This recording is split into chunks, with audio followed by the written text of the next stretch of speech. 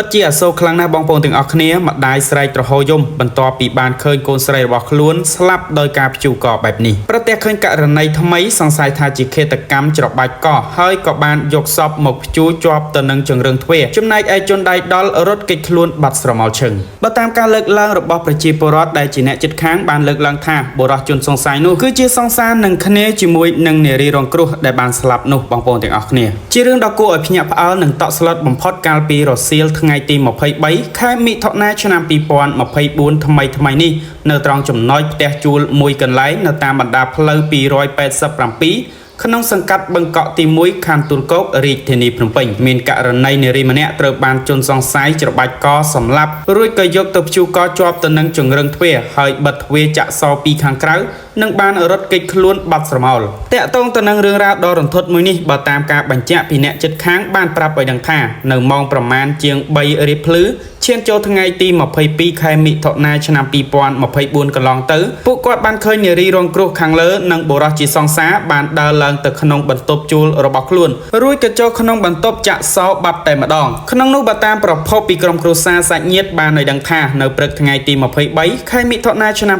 2024គាត់បានតាក់ទងមករកកូនស្រីរបស់ខ្លួនតាមរយៈទូរស័ព្ទជាច្រើនដងប៉ុន្តែកូនស្រីរបស់ខ្លួនមិនបានលើកទូរស័ព្ទរបស់ខ្លួនឡើយភ្លាមនោះក្រុមគ្រួសារក៏បានចាក់ចេញពីស្រុកកំណើតពីខេត្តតាកែវមកភ្នំពេញដើម្បីមកមើលកូនស្រីរបស់ខ្លួនខណៈមកដល់វេលាម៉ោង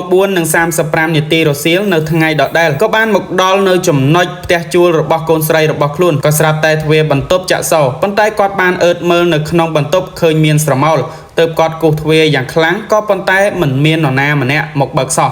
ទៅភ្លាមនោះគាត់ក៏បានហៅអ្នកជិតខាងមកជួយកាត់សោបន្ទប់ជួលដើម្បីចូលទៅមើលបន្ទាប់ពីកាត់សោបន្ទប់រួចក្រុមគ្រួសារក៏បានចូលទៅក្នុងបន្ទប់និងបានធំក្លិនស្អុយខណៈនោះដែរគាត់ក៏បានក្រឡេកមកមើលខាងក្រោយក៏ស្រាប់តែឃើញសាកសពកូនស្រីរបស់ខ្លួនបានចងកជាប់ទៅនឹងជង្រឹងដែកជាប់ទៅនឹងទ្វារបានបាត់បង់ជីវិតទៅហើយទៅក្រុមគ្រួសារស្រែកទ្រហោយំទៅអ្នកជិតខាងបានរាយការណ៍ជូនទៅដល់សមត្ថកិច្ចដើម្បីជួយមកអន្តរាគមន៍បច្ចុប្បន្ននេះសមត្ថកិច្ចមូលដ្ឋានបានបន្តតាក់ទងទៅសមត្ថកិច្ចជំនាញចក្ខុនិងកុសលវិច័យនៃស្នងការដ្ឋាននគរបាលរាជធានីភ្នំពេញធ្វើការមកត្រួតពិនិត្យសាកសពបានឃើញថាមានស្លាកស្នាមម្រាមដៃនៅលើបំពង់ករបស់នារីរងគ្រោះក្រោយពីសមត្ថកិច្ចបានត្រួតពិនិត្យកន្លែងកើតហេតុក៏ដូចជាពិនិត្យសាកសពរួចហើយក៏ធ្វើការសន្និដ្ឋានថាគឺជាករណីឃាតកម្មដោយសពមុនពេលស្លាប់ត្រូវបានជនសង្ស័យច្របាច់កសម្លាប់រួចយកទៅព្យួរកតាមក្រោយបាទនេះគឺជាការលើកឡើងរបស់សមត្ថកិច្ចបន្ទាប់ពីបានទៅត្រួតពិនិត្យសពនារីរងគ្រោះចំណែកឯសពនារីរងគ្រោះត្រូវបានក្រុមគ្រួសារ